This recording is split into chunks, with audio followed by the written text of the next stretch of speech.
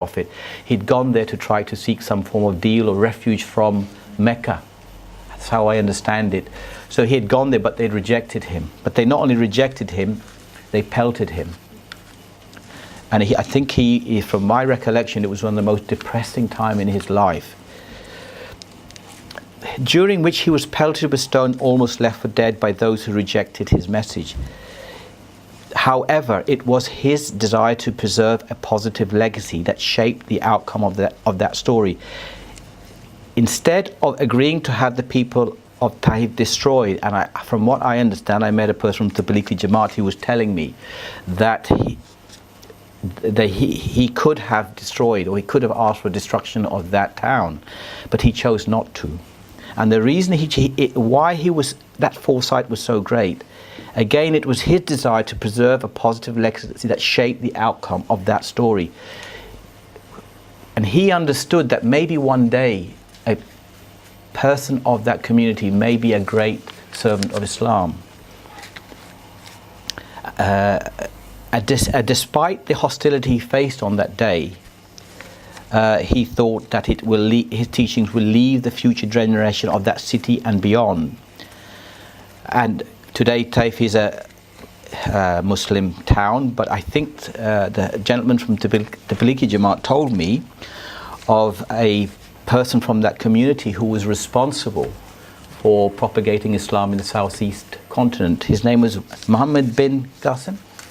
He was a great person who actually promoted the Islam in India and Pakistan.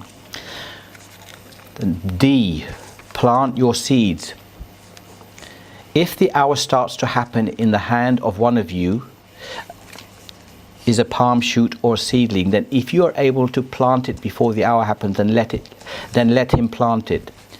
This hadith is profound. We know very well of the traumatic and extreme nature of judgment. However, even in this situation,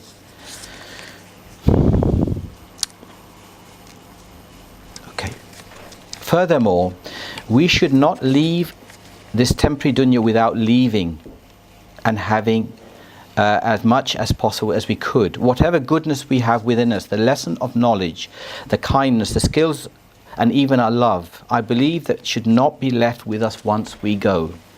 If we have something of value to give, we should give it. It would be a waste to enter our graves not having fulfilled our potential or preserving the gifts that were meant to be shared with others. This reminds me of another famous hadith. When a man dies, his deeds come to an end except for three: sadaqah, knowledge, which is beneficial, or a virtuous descendant who prays for him. Sahih Muslim. Tip 3. Remember your vision during times of tribulations and hardships. Again, Quran. And whoever has taqwa of Allah, He will make a way for him to get out of every difficulty, and He will provide for him from sources he never could imagine. That to me is profound. Never could have imagined. You can never see yourself getting out of this situation, but the Quran says He would never have imagined. And whoever puts his trust in Allah, then He will suffice him. Verily, Allah will accomplish His purpose. Indeed, Allah has set a measure for all things. The journey to success is never smooth sailing, and no figure in history ever reached their status without experiencing some hiccups, difficulties, failures, and setbacks are part of the process. So please do not think of failure as a failure, but as a lesson. Very important. However, the way you approach obstacles in your path makes all the difference. Strive to face every situation head on. Let each trial change you into even stronger and more refined. Again, refined, not bitter, refined individual. Your vision should motivate you to pick yourself up and continue pushing forward. In the end, the way in which you overcome challenges in your life may serve as valuable lessons for those who remember you. They will form part of the building blocks of your legacy. So sometimes you look at a person who's been through lots of trials and tribulation and you have an example, but what a great legacy if one of us leaves and say, oh, so-and-so did this, he didn't break down, he kept on going.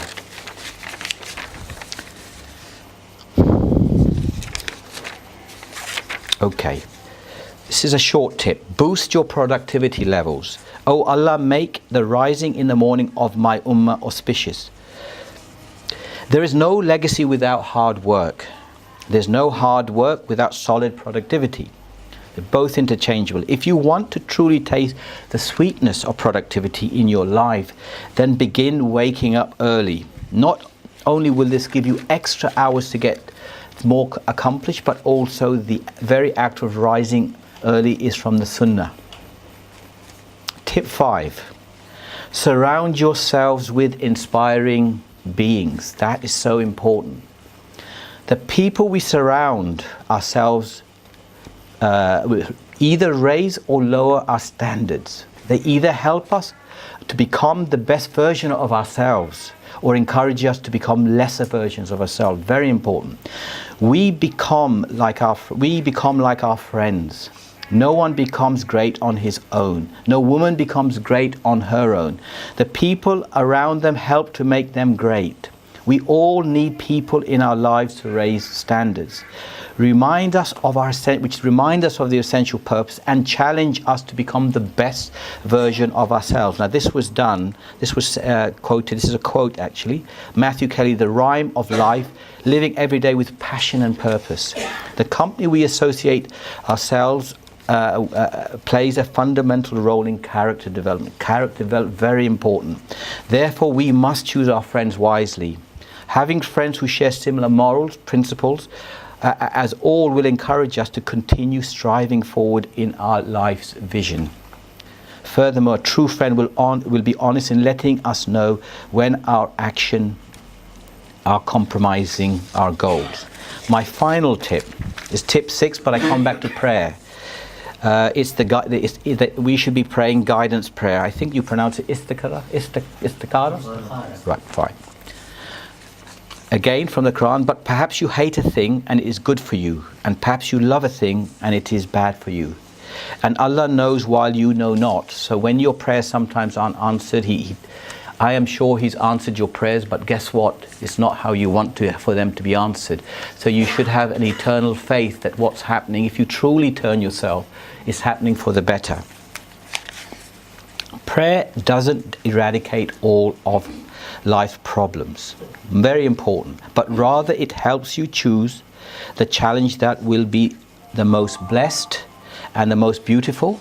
It is incorrect to think that istikhara should only be prayed when it comes to making the really big decisions on a life, such as whether to accept a particular job or a marriage proposal.